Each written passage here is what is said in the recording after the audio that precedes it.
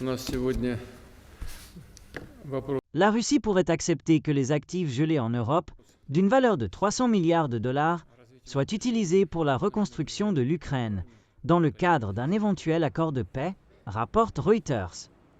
La Russie insistera pour qu'une partie de l'argent soit dépensée pour un cinquième du territoire contrôlé par les forces russes.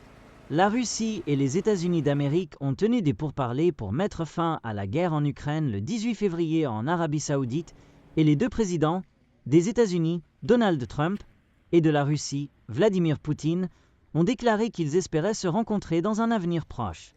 Après le début de l'invasion de l'Ukraine par la Russie en 2022, les États-Unis et leurs alliés ont suspendu les transactions avec la Banque centrale de Russie et le ministère des Finances, bloquant 3 cents à 350 milliards de dollars d'actifs souverains russes, principalement des obligations gouvernementales européennes, américaines et britanniques détenues dans un dépôt d'assurance européen.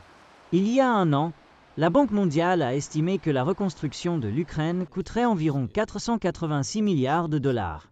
Le Kremlin n'a pas commenté ces thèses publiées dans les médias, tandis que les principales demandes de la Russie pour arrêter les combats incluent le retrait des troupes de Kiev des territoires que la Russie revendique comme les siens et l'extinction des ambitions de l'Ukraine pour l'adhésion à l'OTAN. L'Ukraine exige que la Russie retire ses troupes de son territoire et cherche des garanties de l'Occident.